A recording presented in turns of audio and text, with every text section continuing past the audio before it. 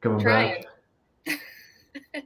Indeed, Nice. it's takes a lot out of you to travel for a week and sort of perform at a high level nonstop for the better part of 4 days, and then get back home. I bet. So we're going to do a little something different than we have in the past. Instead of focusing on the athletes in front of the camera, we're going to take a look at what goes on behind the scenes. So we have Matthew Russell and Kate Shoemaker. I call her Coach Weeze, with Strongest AI, which has a little bit of a double meaning there for also was it athletic intelligence? I think is what you call it, Matt. Right. And you guys were busy this weekend as you were helping out the official competition scoring partner of Rogue Invitational. So, um, yeah, how was that for you guys? It was an epic experience. When Rogue does something, they don't just do it, right. They want to set a new standard, raise the bar, bring a lot of innovation, and to be a part of that's incredibly exciting. And then it's exciting because of the scale of the event, but it's also exciting because you're playing an important role, and that you're valued because of what you're bringing to the game, and so you're in very good company when you do anything in general with Rogue and the team at Rogue.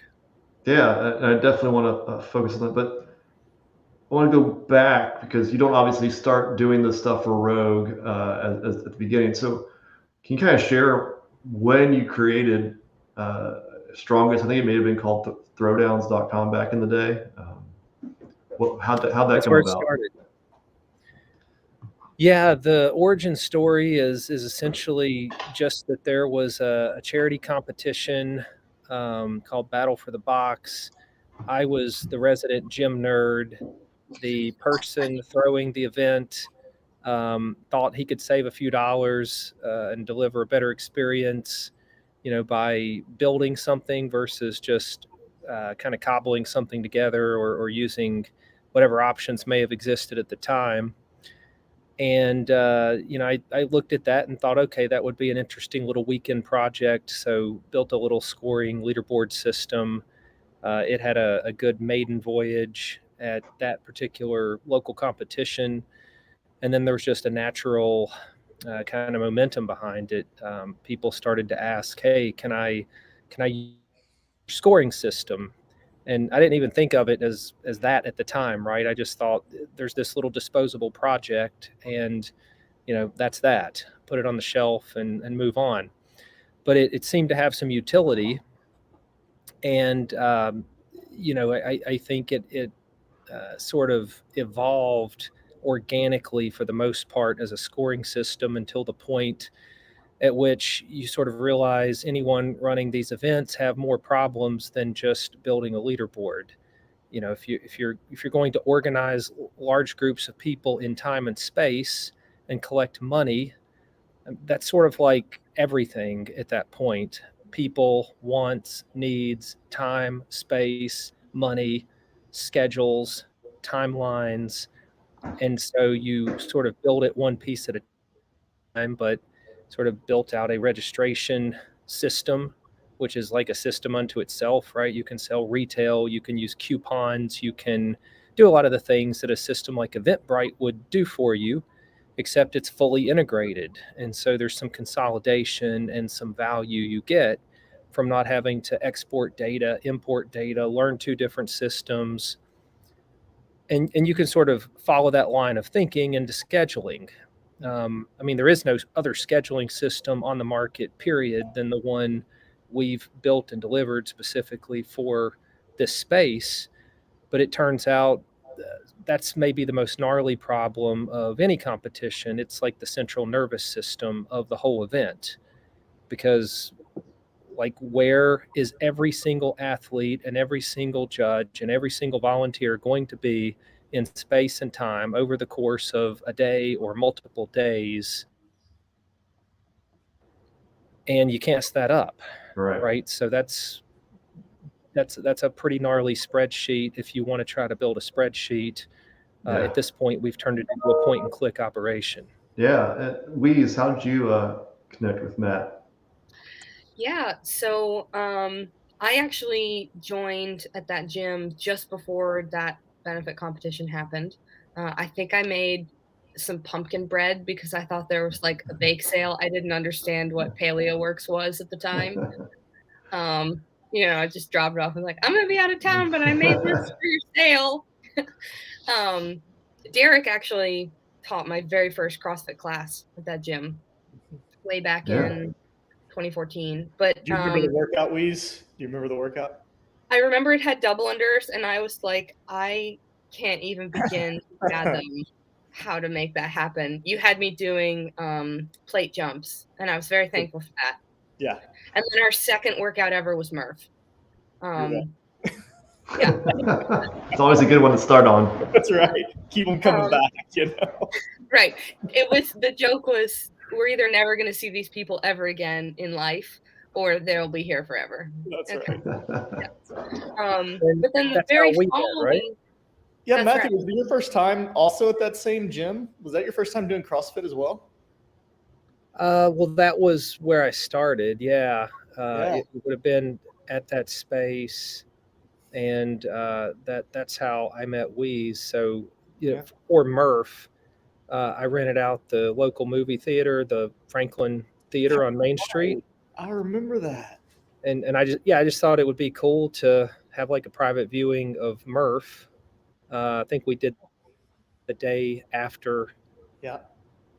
The day before, the day after, I can't remember.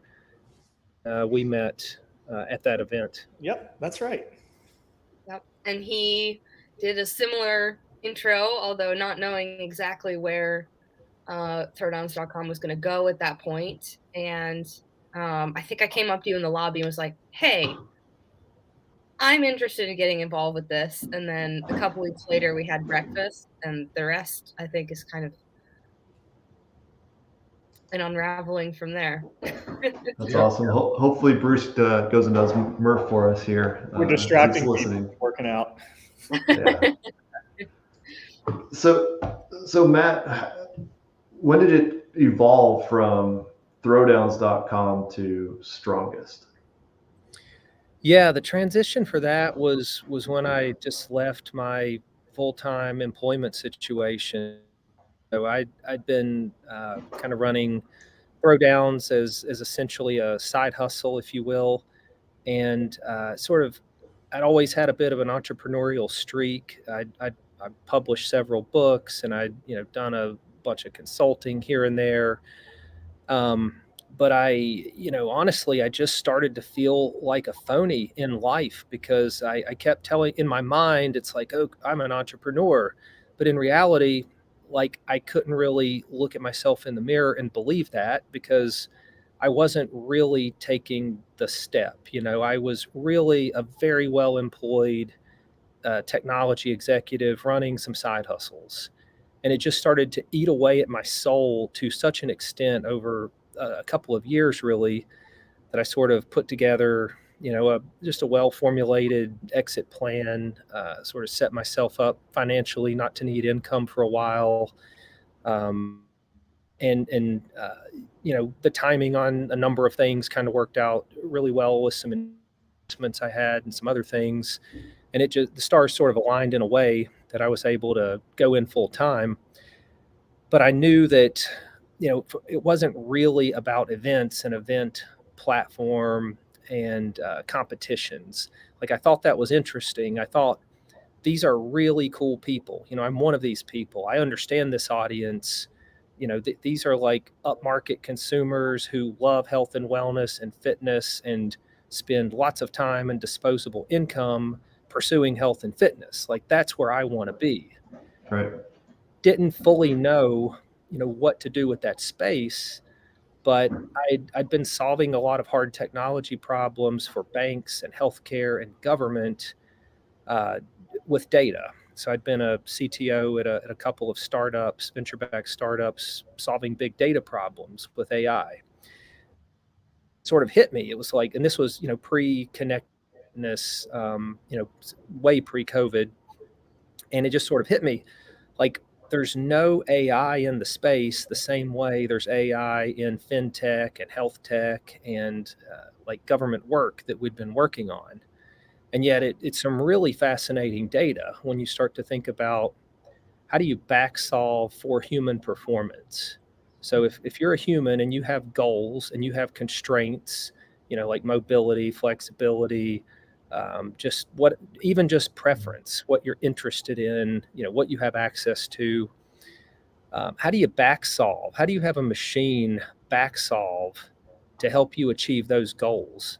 That's really just an optimization problem. It's a large multi-objective optimization problem.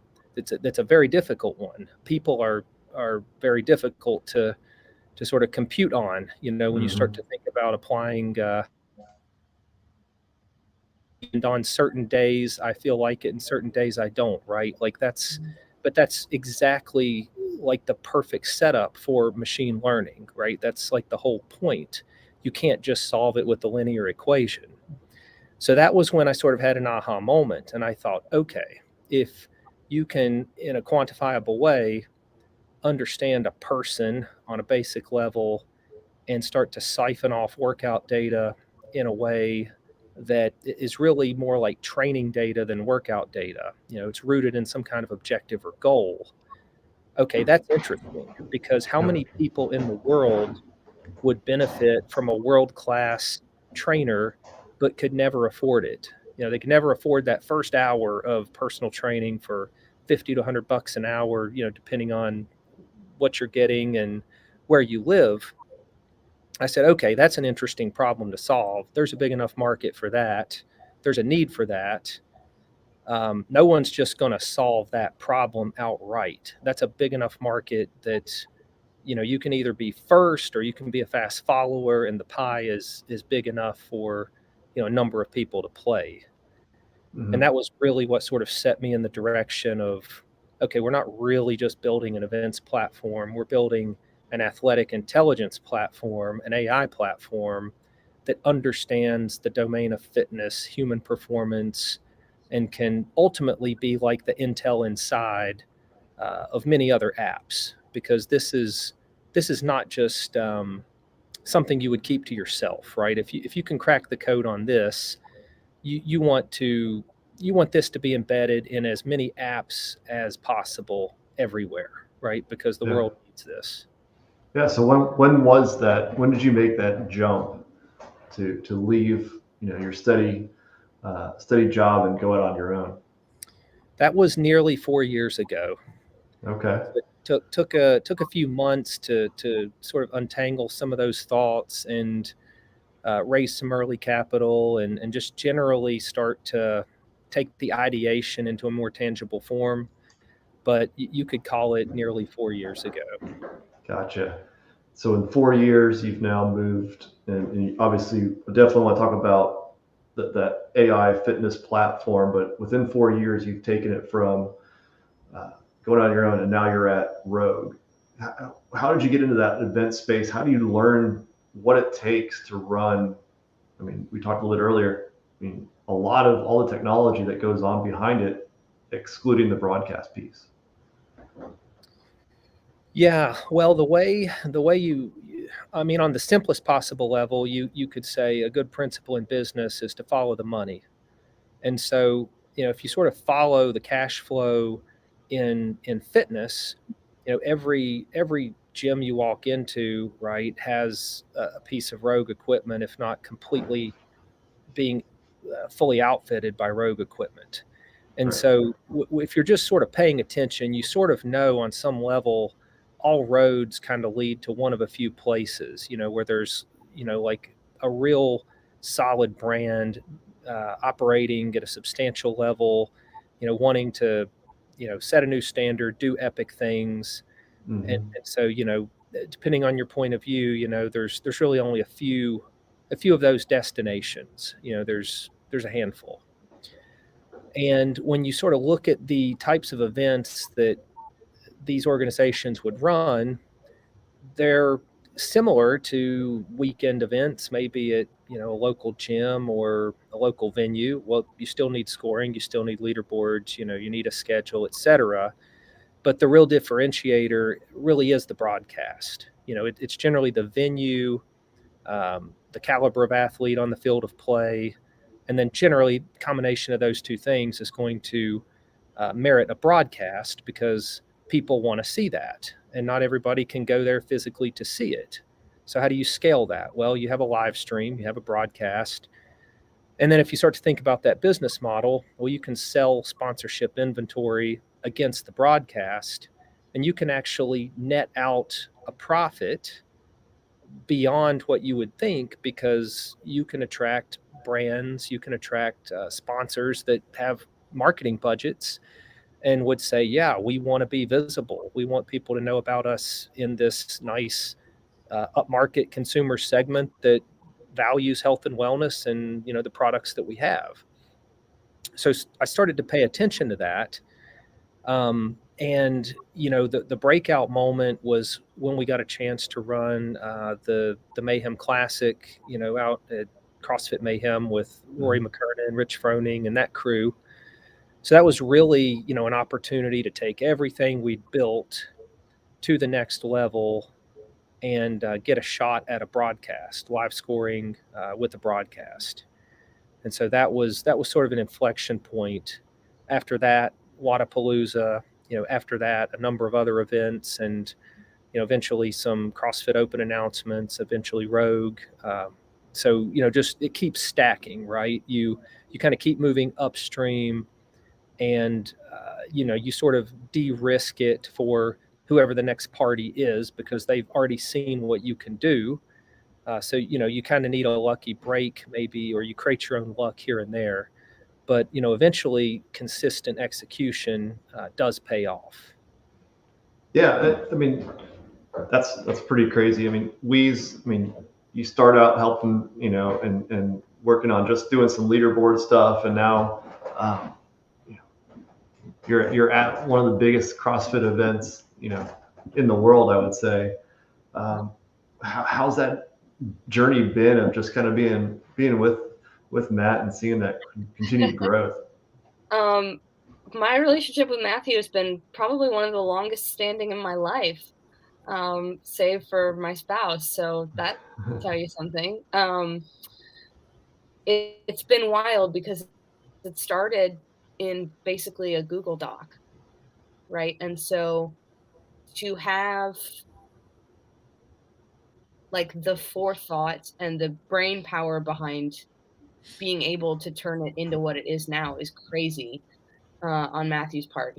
I would say this to anybody, maybe the smartest person I've ever actually met in person. And I could not have imagined being here, but Matthew could. So I think that's kind of the difference, is that he always saw where it was going to go. And for me, it was like, well, I'm just like, this is fun, and I'm connecting with people in the fitness space. And spreadsheets are cool. But then you take what we experienced over the last week or so of running much more of a conglomerate almost. It's wild to think back to where it started. Yeah. And you just have to remember, though, my background is so I'm sort of educated as a computer scientist, trained as a software engineer, and then I've always had this entrepreneurial streak. So for me, it was sort of obvious to sort of take this path, just because, sort of playing to things that I was naturally good at or well equipped to do, and ultimately just found a way to sort of take another passion in life and fuse those things together. So how do you get connected with Rogue? I think it's one of those you don't call them, they call you kinds of situations. I mean, so you got to realize, I'm sure you do, but everything that they do is to the highest possible standard, right? They don't, they don't chase the rabbit, they beat the rabbit, right? It's sort of like that sort of mentality, you never settle.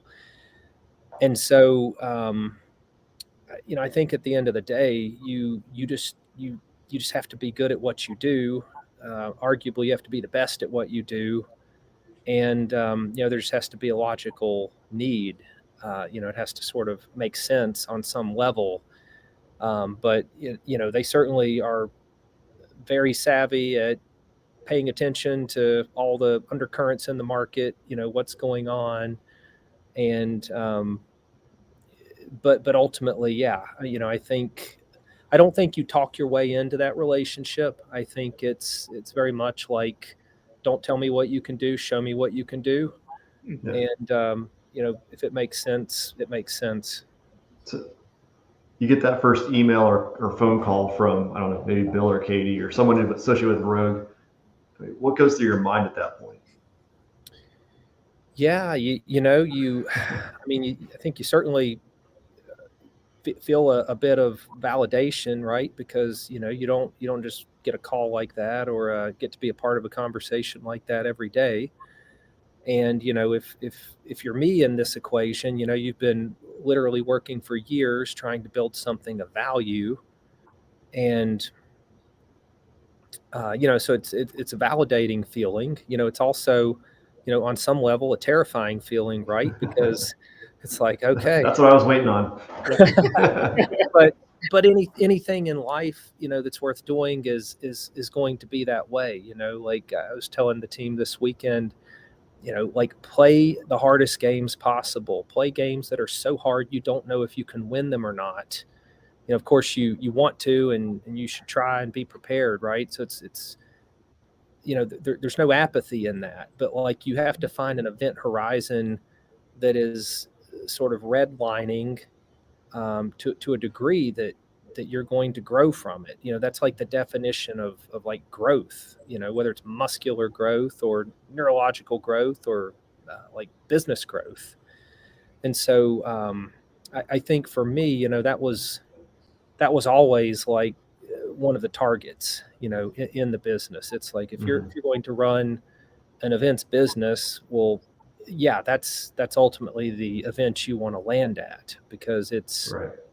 the most novel and interesting and sort of well thought out event that's multiple events in one, right? It's not even just one event, really. Right. Yeah. So what was your scope working with Rogue? And you've done it last year and now this year. What were you responsible for, you and your team? Yeah, a good way to describe it would be, so we built a system of systems. And if you look at it at 100,000 feet, you could say, well, it's a scoring system. But really, it's a data system. It's a system that captures every repetition of every athlete in every lane for every heat and every finish time, and swizzles that in all sorts of ways. So it ultimately sends that to broadcast graphics, which would be really visible on a live stream, sends that to leaderboards, on the app and website. There's some other analysis that happens behind the scenes. But you say, well, okay, how do you know who's in what lane at what time with what heat clock? Well, that takes a schedule, and you can't like just build a schedule in a spreadsheet, really, and power a live scoring system from that. So live scoring, if you think of that as one of the layers, a broadcast graphics layer may sit on top of that, and a scheduling layer may sit underneath that. So, it's very much like system of systems, in the sense that there's a leaderboard system, a live scoring system, a timing system, a graphics system, a handful of other maybe slightly less interesting systems, but they all have to fit together in a particular way to get the job done. So it's pretty, in some ways, it's very fragile, in the sense that if you cut one cable going into a production truck, or you lose internet connection to any one device, that could sort of compromise parts of a broadcast. But on the other hand, you have to plan for that and build resiliency into it, so as to avoid some of those possible scenarios. Yeah, obviously it sounds like there's probably a lot more work that goes into it than just the few days that you're at the event. When do you start, working on preparing for what that's going to look like at the Invitational for that weekend? When does Yeah. he stop? Yeah. Yeah. I think that's right. You really don't stop. I mean, you sort of take a breath here and there, but let me put it this way: if the team at Rogue is already thinking about the next event, and they are, it's in my interest to be thinking about the next event, right? Like at the after party, if people are throwing around ideas, oh, it would be cool if, guess who's taking notes, right? I mean, those aren't just like flippant statements like, oh, it'd be cool if, we could do this or that. It's like Yeah. those ideas are going to show up in a spreadsheet somewhere and turn into a project plan and get triaged. And so, and that's also just part of being a good partner, right? Like you don't want to be reactive, Right. to your other partners, right? You want to proact as much as possible and, do some good thought work and help to provide some good guidance on sort of the constraints and what it would really take to make some of that magic happen. Yeah. So who are you working with leading up to that? Obviously you're working with the broadcast team and being able to prepare the feed that they, the data that they need to make those graphics. Um, who else are you working with to put it all together? Yeah, I mean, so Rogue has a really talented design team. They care a lot about the look, of down to the pixel level considerations. How's this going to look on the screen? And so you're working with designers, as part of building a product. You're working with a production company, which is just another system of systems, right? Like Mm-hmm. it's a pretty complex operation when you break down all of the moving pieces. Like even if none of our tech was involved and you just had people running cameras, uh, beaming a live stream across the world, right? There's a lot of moving pieces, and then you Right. take our interfaces, plug those into that, so you're working with various parties in a production team. There's logistics. There's going to be on-site considerations. Like you got to bury a timing loop, and you have to have the specs for the field, and you have to think about like the wireless coverage and where you're going to need internet drops, right? So there's just like 1,000 things. Nothing Yeah. too surprising, I don't think, but just a lot of moving pieces. But I think to that point, it is different with CrossFit in that, um, it's different, right? It's the unknown, the unknowable. We didn't know the workouts until, that day for some of these. How are you managing making sure that you have what you need to, do the right timing and the scoring and things? Yeah, in general, right? You have to build, like in any software system, you have to build a lot of flexibility into the system. So, there are only so many ways, 99.9% of the time anyway, that you can actually score something. It's generally going to be a number. It has to be quantified to a number. A higher number is going to be better, or a lower number is going to be better. May or may not be tiebreakers of various types, various ways you can break ties, right? That's all sort of core scoring, core leaderboards.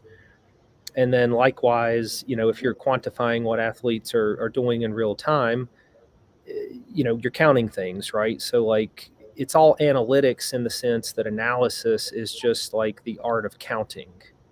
Mhm. But you have to count very accurately, and you have to take into account a lot of, just a lot of static and sort of possibilities that could complicate the counting to the extent you can foresee it. Yeah. Weeze, when did you make your trip to Austin, and what did you end up doing this year? Yeah. So I trekked out just a couple days after Matthew did. I flew in on Tuesday. And my role this year, would you call me ops coordinator, Matthew? Yeah, I think that's a good, ops manager, ops leader. Yeah. Yeah. Director of ops. So we had several boots on the ground. A really, really great team this year. And my job was to try to keep Matthew as freed up as possible, so that he could jump into things uniquely suited to him. Um, and so what was fun about that is that I got kind of a front row seat to everything that was going on, um, both in my ear and on the field. So I had the production truck in one ear hearing what's happening there and sometimes controlled chaos. And then on this side, the scoring team and kind of trying to cross wires between the two and keep the connection between the systems that Matthew had built and the massive competition that we were trying to support, both firing. Yeah. So it seems like there's a lot of coordination. Obviously, if you have to, you're keeping score you're giving people timing chips on their ankles, and they have to be in the right lane, and you're counting the reps. I mean, what are you doing to make sure that nothing's getting screwed up throughout all of that? Well, you have to know where in space the people are going to be, right? And so exactly to Matthew's point, like the schedule is kind of crux of it. Because really it's just organizing data points in time, if you consider the athletes data points, right? And if you think of them as the chip that they wear, that's exactly correct. And so you've got to know, okay, where is this supposed to be and when and for how long and for how many times. Yeah. And beyond that, it's just really making sure that things are where they're supposed to be, and then that what we're using is supporting being able to measure that data. Yeah, there's a lot of redundancy built into the system as well. So, the interface that Weeze was using exposes, like all of the essential information: who's in what lane, rep counts, time caps, what times the heat's supposed to start on the schedule, and so on. Every handheld operator counting reps, they're going to have meaningful information, who's supposed to be in that lane, what lane is that, and so on down the line. So another way to just restate all that is like in a system that complex, you just have to build in like good usability and redundancy, because so many configuration knobs that putting more eyes on the same information has a great way of like ironing out the wrinkles pretty quickly. Got a question from resident CrossFit analyst Mike Halpin. Not sure if you're going to be able to go into too much detail behind it, but most tiebreakers appear to be round times, which shows off the quantified data analysis your system is running as the event happened. Was that based on chips or spotters, or is there a mix when that stuff happens? Yeah, so there's a couple of possibilities here. So, like for a lot of strongman events, so strongman is kind of a separate competition of its own, and the way scoring works for strongman is a bit bespoke. In CrossFit, everything seems, I think, fairly standardized. If you read like the strongman rule book, like there's a bit of artistry to it, exactly when certain clocks start ticking and how you would break ties and how you would split points, things of that nature. So in a lot of the strongman events, for certain tie breaks where there may have been a split time, a lot of that may have been driven by someone operating like a handheld, counting the reps. I did notice that the strongmen, they did have a stopwatch around their neck a lot of times. Yeah, and in general, I think across the whole event, you'll see that there's always like paper and pencil being used. There's always like fail safes that are built in. What if Amazon went down during the middle of a live event, and half of your entire operation depends on like the U.S. East data center, for example? Like, unlikely, but it would be bad if it did. Yeah, right. It would be fatal if it did. And so, to Michael's question, there were other scenarios where judges may have calculated certain tie breaks or split times, rounded them in certain ways. The system can sort of handle all those scenarios, and there are so many of those scenarios. I guess we'd have to be more specific to speak to any one of them, but that's all I could say on that. Yeah.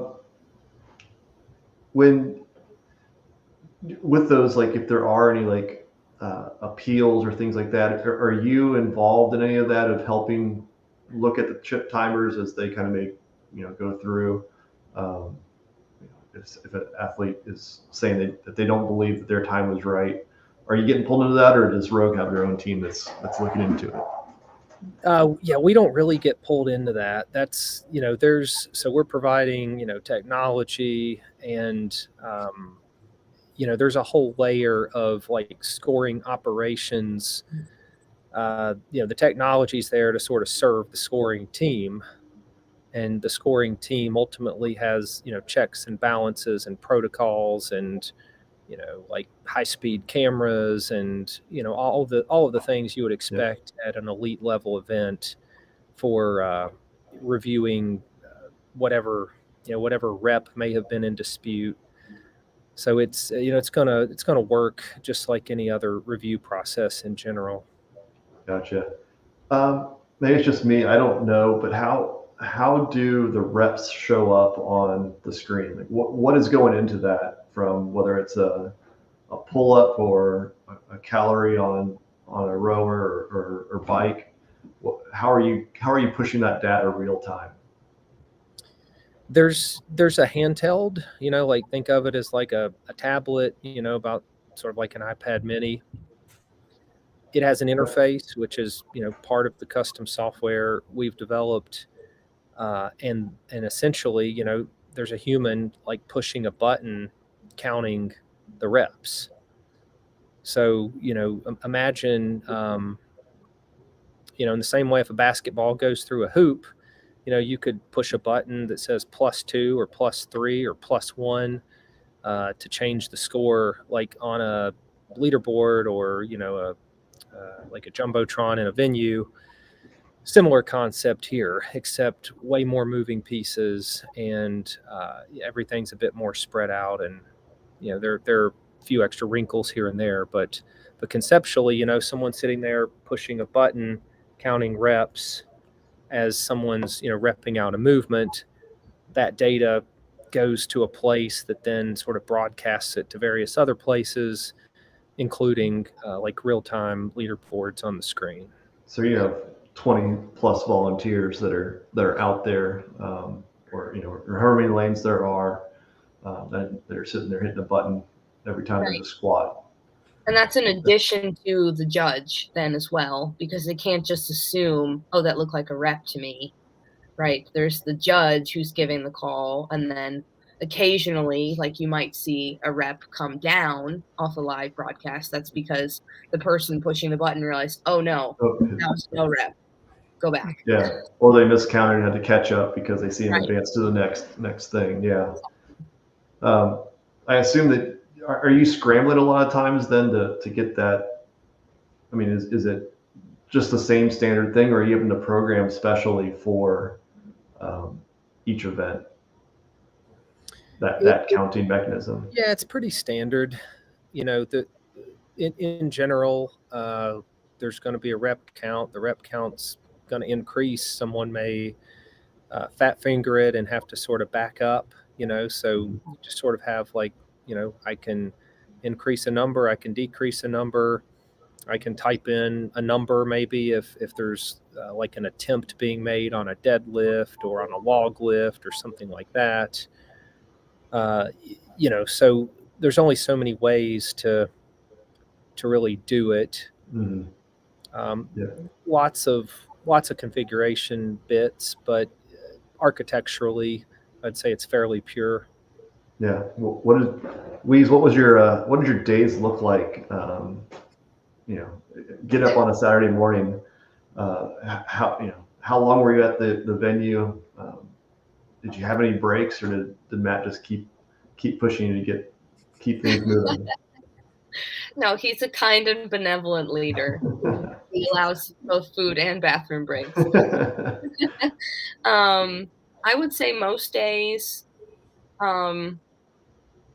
Actually, I think I called when we were going to leave the house every day except the first day. So if it was too early, that was on me. I accept that. Never too early.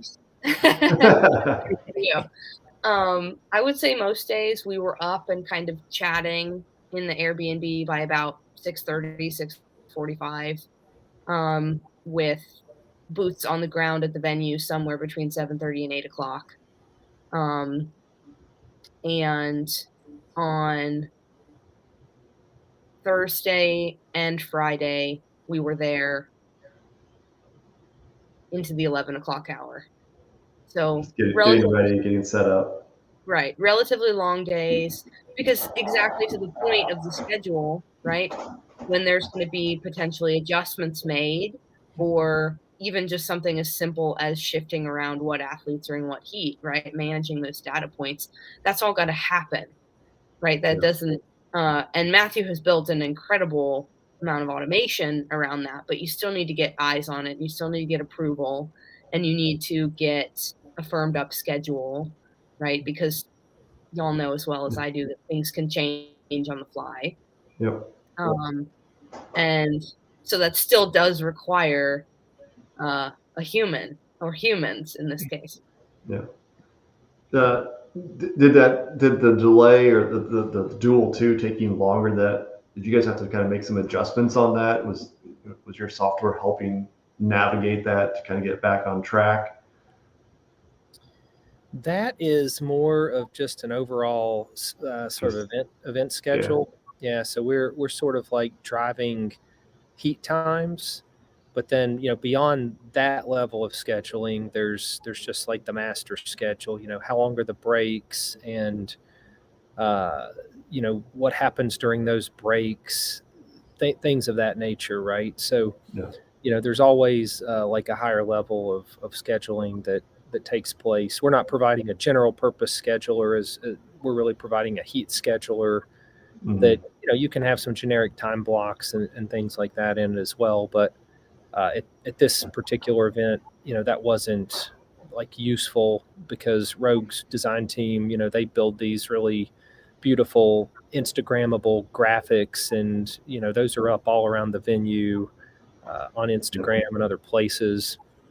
So a lot of the tech in our scheduler was unseen. It was sort of like internal administrative level kind of interfaces. Yeah. Rogue's always known for kind of pushing the boundaries. Was there anything that you did new this year that maybe we didn't even really notice, but is moving the sport forward? Yeah, there were a few things. I mean, I'm curious, what did you notice that you think might have been new or interesting? I mean, I'll let Derek start. Let's see what Derek has. You like how you punted that to me? I wasn't even ready for that.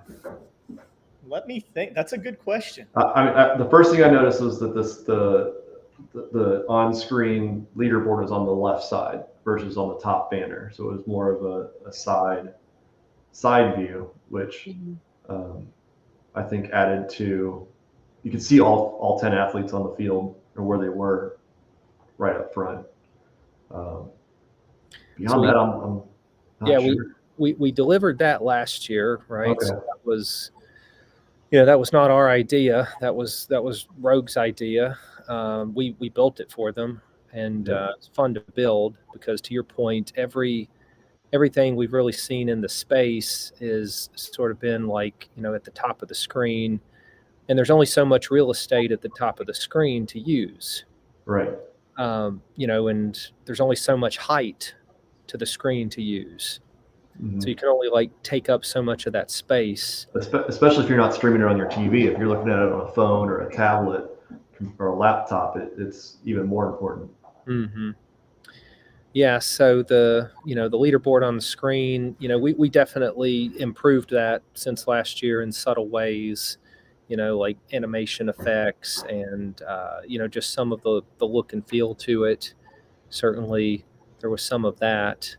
There were some pretty cool videos in the show, right? So you did see the graphics in the corner. Yeah. Yeah. So you had some, what they call ISOs, some isolated shots of athletes. So as part of like a run of show, there's often like at the beginning of a heat, who are the athletes to watch, Right.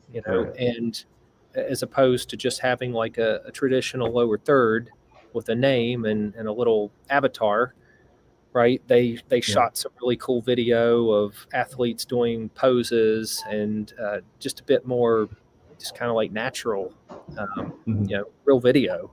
So we were able to help deliver the tech to incorporate that into the show. The desk show had a ticker at the bottom, overall standings, event results, things of that nature. I think that was a first for the space, right? So Rogue sort of set a new bar with video and tickers in a couple of ways. We connected equipment, right? So the ski ergs and the Rogue Echo bikes, the calories logged on those were integrated into the live scoring system. And so all of those cal counts were just driven by the athletes pedaling. And so judges were still giving like hand signals as like the fail safe, but it's very cool to be like watching a screen with this raw data feed.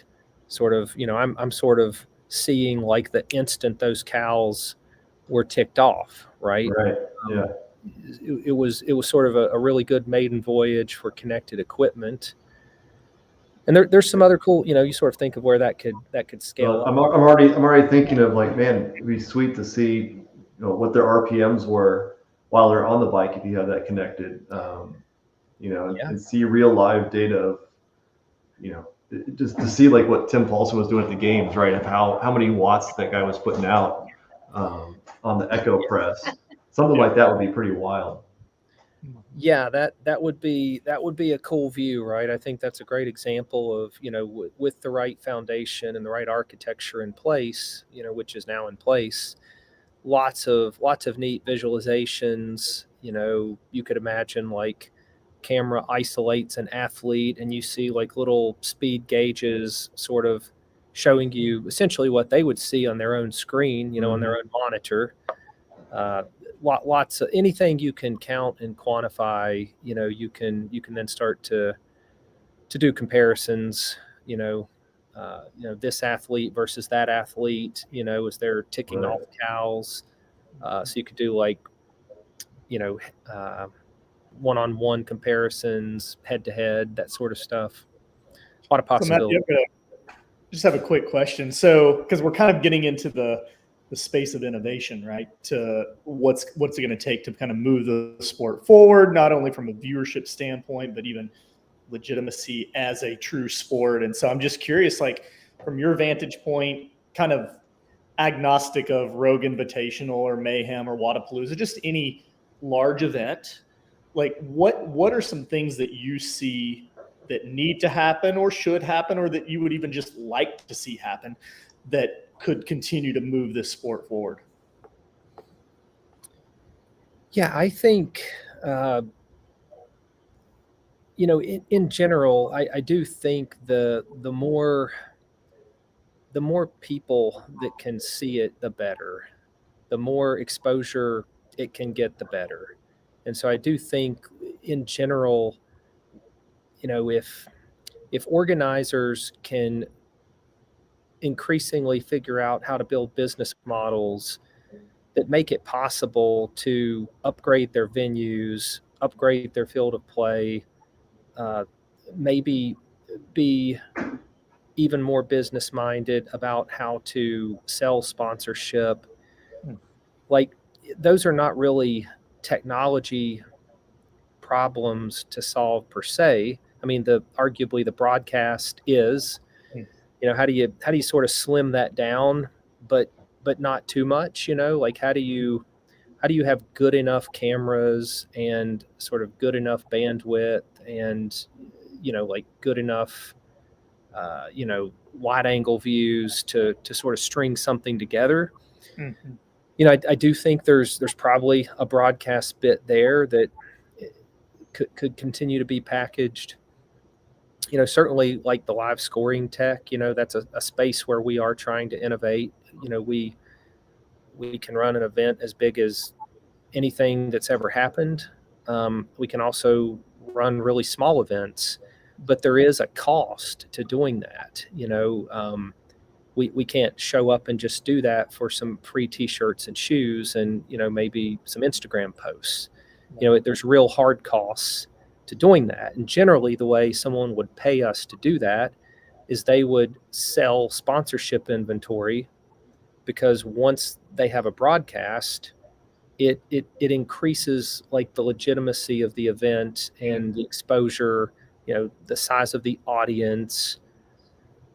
But there's a lot of circularity in all this, right? It's like, well, I kind of need an epic competition to attract epic athletes, to attract a large viewership. But to do all that, I need a broadcast, and to have a great broadcast, I need live scoring. But to have live scoring, I need like an epic field of play with great athletes. But you have to find a way to slice it, right? Yeah, right. I mean, that seems to be the tricky part right now with all these middle tier competitions, is how to elevate that to the next level. I definitely think broadcasting is one piece of it, but again, how do you solve for that? Because it's, technology is not free, and there's a lot that goes into it.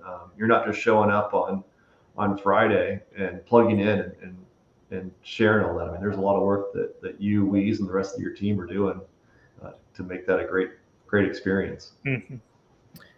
Yeah, I do think it's like there's so many ideas, for how you could continue to innovate, and like all the ways you could serve up the information, to mobile devices, and, whether it's for spectators at the venue or people online, lots and lots of ways to do that.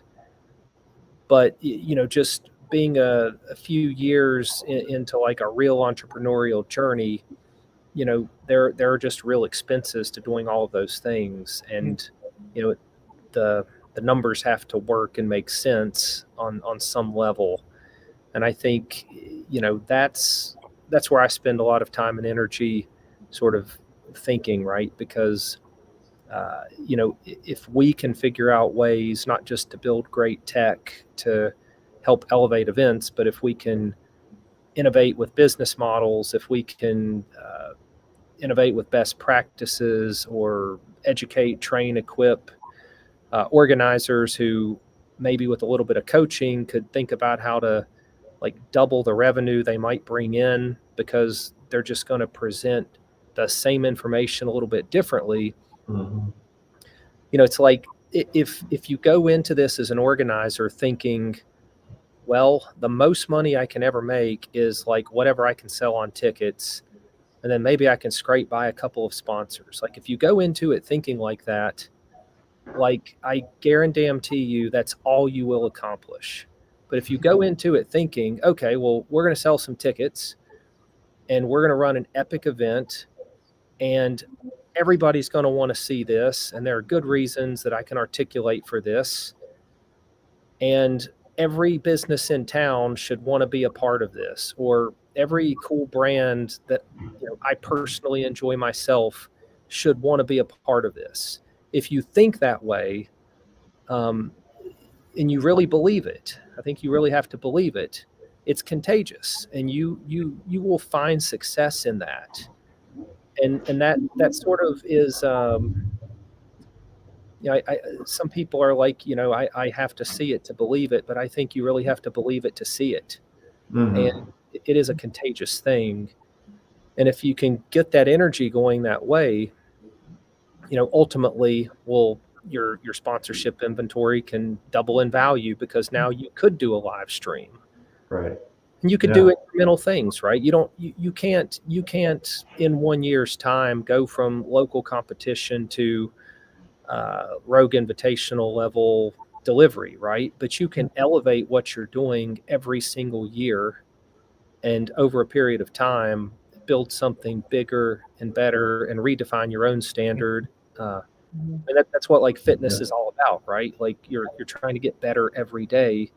Just apply the same principles to events. Don't settle for, I'm just going to get some extra Christmas money by running an event, by selling some tickets, like don't even think about it that way. Yeah. So if you are that local organizer, like what services can you provide for them right now? And what should they think about if they are thinking about using you for scoring or even potentially a broadcast? Well, I mean, think of it this way. The beauty of the platform we've built is that literally everything we've built that ran the tech for the Rogue Invitational, we have that available. And it's sort of like an equalizer when you think about it, right? Like an event like the Rogue Invitational can run scoring and scheduling and many other things on this platform. And so can I, if I'm a local organizer, right? I can have the same leaderboard system, the same flexible scoring system, the same scheduling system. Well, maybe I can't afford a broadcast yet, or maybe I'm not ready for that yet, but that'll come in time.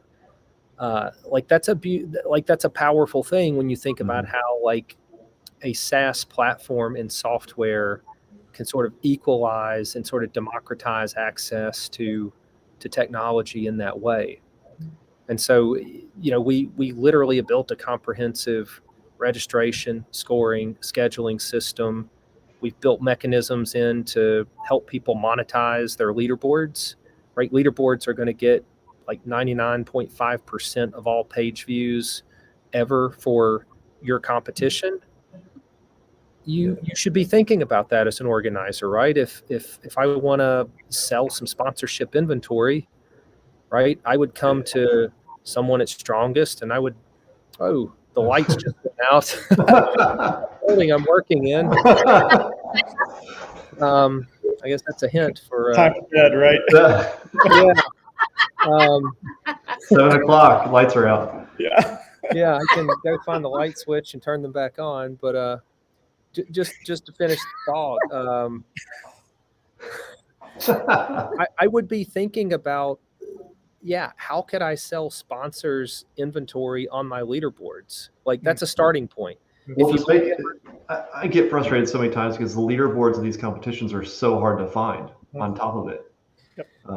I mean, even bigger competitions, I'm searching, I usually have to Google to find their leaderboard. I mean, like you said, it gets all the views. It's what people want to see.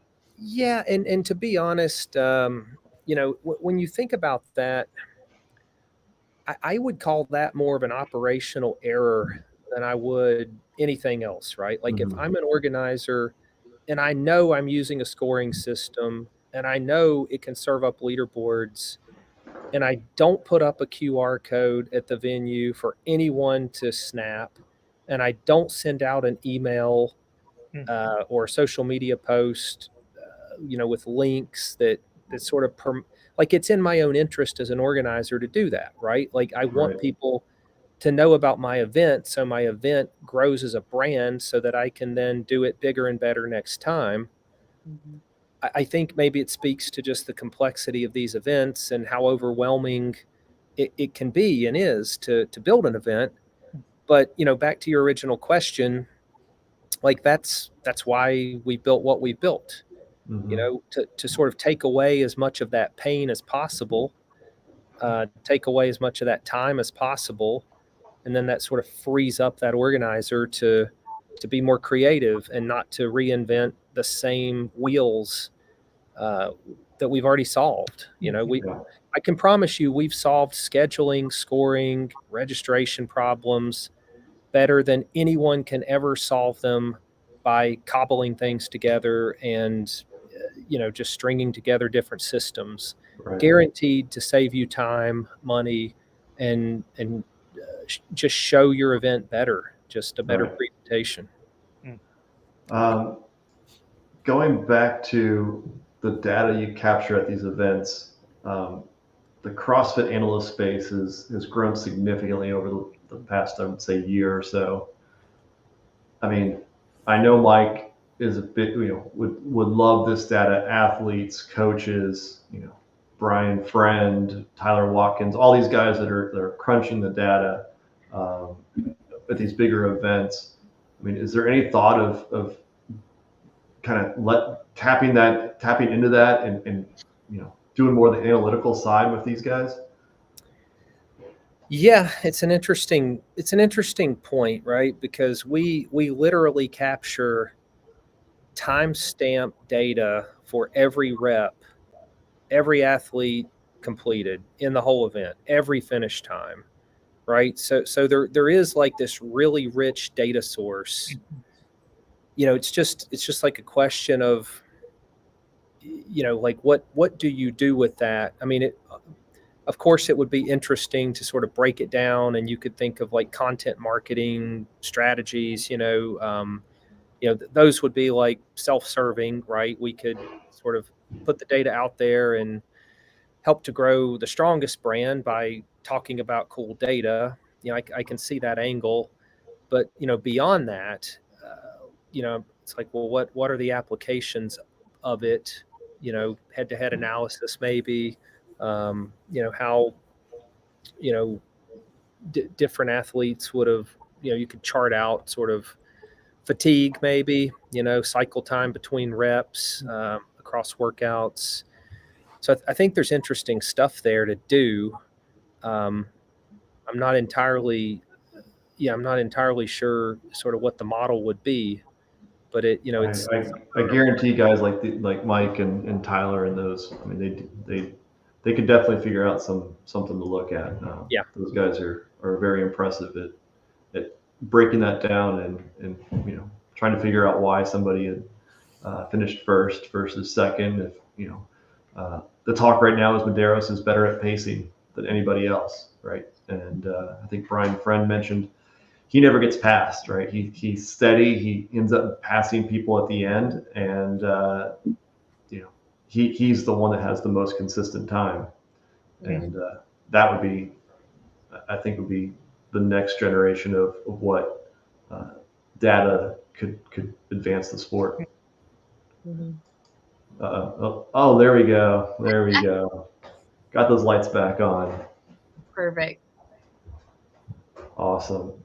Well, now that you got them back on, I mean, I think, I just got a message from Mike. He wants all the data.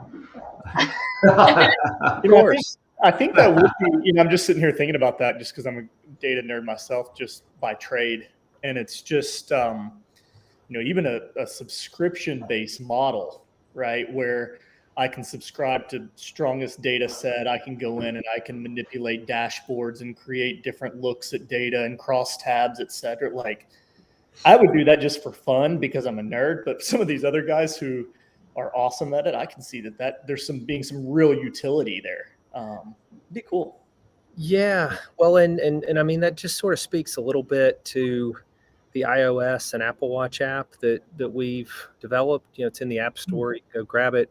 Just search for strongest.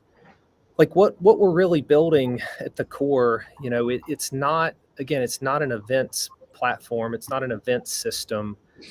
An event system is just one application that we're dog fooding on our platform.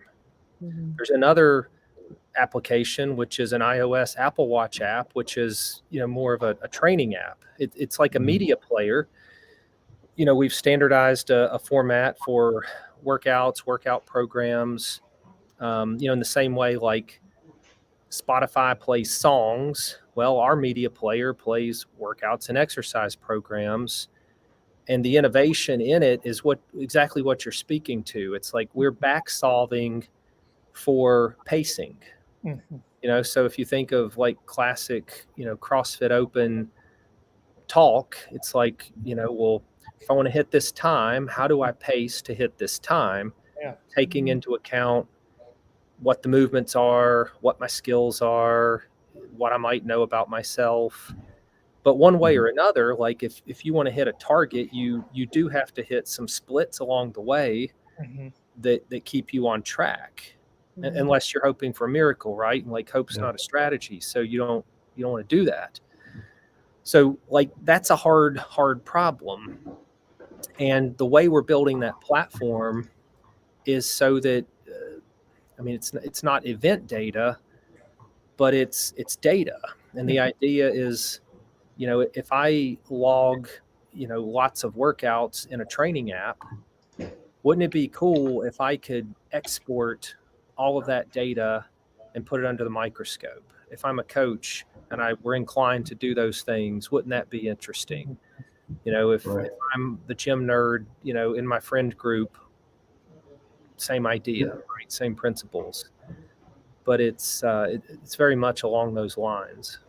No, that's fascinating. I think it seems like there's so much more, and you guys are just on the leading edge of that. And I think it's really cool to hear about. I think the Rogue Invitational this year is great. I think everything you guys did and shared with, providing the leaderboard, the scoring, that was class, just like Rogue is, and I can see why they partnered up with you guys. So, well, it was a great opportunity. No doubt, one of those memorable experiences, you sort of never forget. So it was an epic experience for us too, and we're glad to be a part of it. Awesome. Well, I appreciate you guys. Go ahead, Derek. How can people connect with you guys to figure out what's going on next? I know, Brian, you put in the chat the website. For those that don't see it, there you go, strongest.com. Any other ways that you guys would want people to connect with you? Yeah, I primarily spend like social media time on LinkedIn, sort of talking about, philosophical virtue and sort of the connections between, exercise and virtue, and, the sort of merits of training for the zombie apocalypse. Lots of things that I think people on LinkedIn actually do need to hear. We have an Instagram account. Matthew's LinkedIn is fascinating. Like, please connect with him. It's exceptional. That's just a way to keep up. We do have an Instagram account, Strongest AI with an underscore in it. Not a ton of activity on our Instagram at the moment. I mean, we're pretty busy building, technology. We're not super focused on building our online media audience right at this moment.